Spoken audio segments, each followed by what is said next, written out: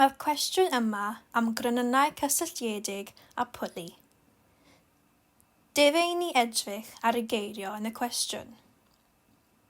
Mae'n dweud ei fod yn llinyn ysgafn, felly mae'r llinyn a dim mas. Yr unig mas ni'n ystyried yw mas A a mas B, y 3 kg a 5 kg. Mae'n llinyn anatod, felly nad yw'r llinyn yn ymestyn.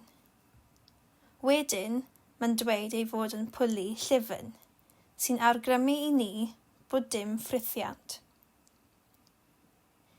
Mae e hefyd yn arwyneb llyfn a llorweddol, felly mae mas A dim ffrithiant arno fe. Mae dim ond angen i ni ystyried yn y sefyllfa yma beth sy'n digwydd i mas A mas B.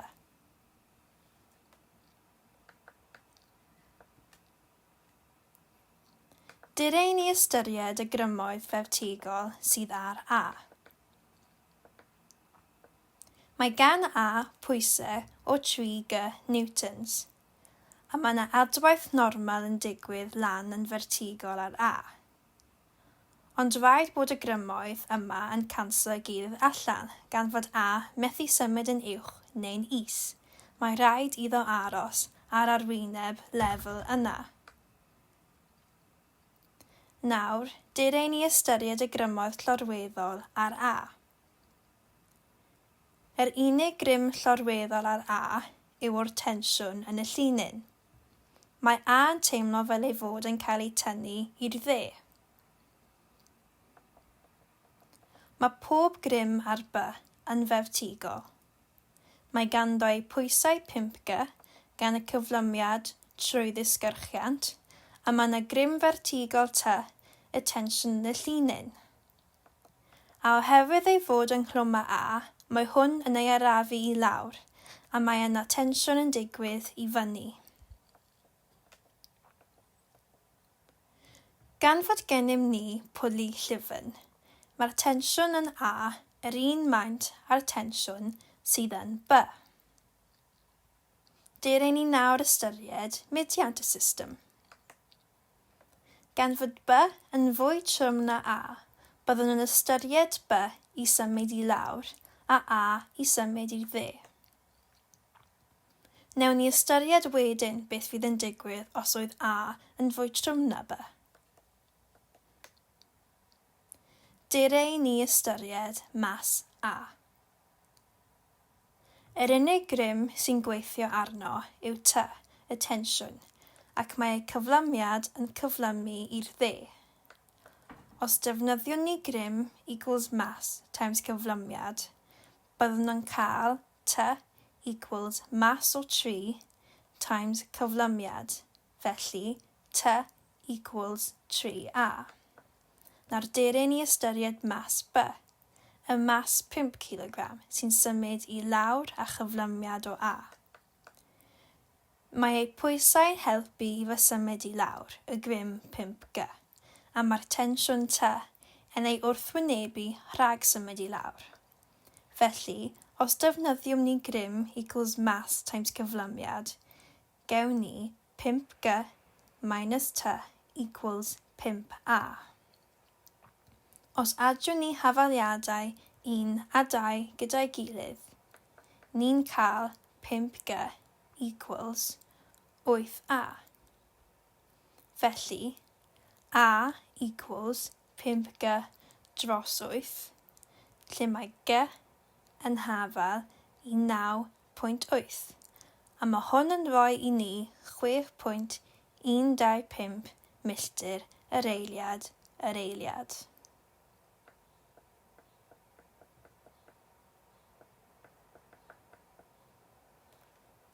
Os ni nawr yn rhoi hwn nôl mewn i hafaliad 1, ni'n cael T equals 3A, lle mae T yn hafal i 3 times 6.125, sydd yn rhoi 18.375 newton. Os oedd yn pwli garw, ni fydd y tensiynau yn hafal. Direi ni disgwyl ar hwn o fewn diagram. Direi ni labelu y tensiwn llorweddol ar A fel T1 a'r tensiwn vertigol ar B fel T2. Os ystyriwn ni nawr y grymoedd ar y pwli, mae yna grym llorweddol T1 i'w chwith, yr un peth â'r tensiwn T1 i'w dde sy'n gweithio ar A. Mae yna grym tuag i lawr T2 sy'n hafal a gwrthwyneb i'w tensiwn T2 sy'n gweithio ar mas B. Mae hwn oherwydd bod ef un llinyn, a mae'r tensiynau sydd yna'n hafal a gwrthwyneb. Gan fod A yn symud i'r dde a B yn symud i lawr, mae rhaid bod ffrithiant yn gwrthwynebu y symudiad, felly newn ni roi ffrithiant ar y diagram. Mae hwn yn meddwl bod grym T2 yn fwy na T1.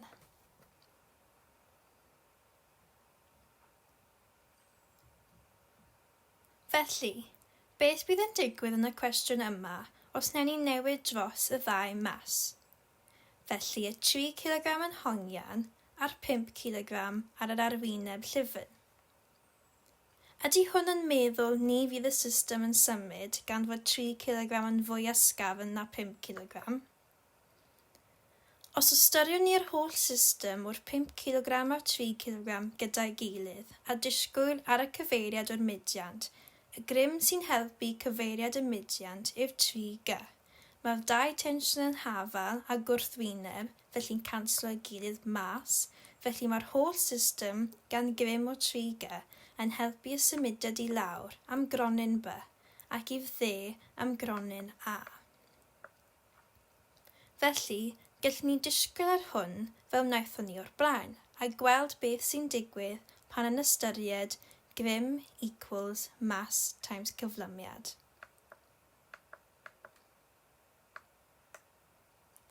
Os ystyriwn ni mas A, yr unig grym arno fe yw y tensiwn. Sdim byd yn dal ei nôl. Felly mae T yn hafal i 5A.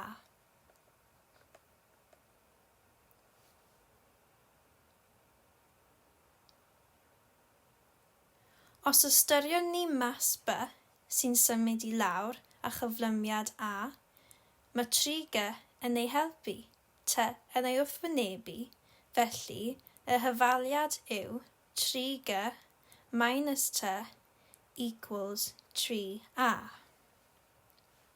Gan adio hyfaliad un a dau â'i gilydd, ni'n cael 3G equals 8A, felly A equals 3G dros 8 sydd yn rhoi 3.675 milltir yr eiliad. Os ni wedyn yn rhoi hwn mewn i hyfaliad 1, sef T equals 5A, ni'n cael y tensiwn i fod yn 18.375 Newton. Oedd hwn yr un tensiwn a pryd oedd y gwenynau y ffordd arall rownd. Diddorol. Os ydyn ni'n cyffredinoli a dweud bod pwysau yn M1 a M2, ein hyfaliad cyntaf yw T equals M1A a ein ail hyfaliad yw M2G minus T equals M2A. Gan adio hyfaliad 1 a 2, ni'n cael M2G equals M1A plus M2A, neu M1 plus M2 mewn bracedi wedi ei llosi â A. Felly A equals M2G dros M1 plus M2 mewn brackets, a bydd T yn hafal i M1 M2G dros M1 plus M2. Felly bydd M1 a M2 yr un gwerth pan fyddwn yn ei llosi â'i gilydd, a wedyn bydd M1 plus M2 yr un werth pan fyddwn yn ei adio â'i gilydd. Felly bydd y tensiwn yr un peth ar gyfer par y pwysau M1 a M2.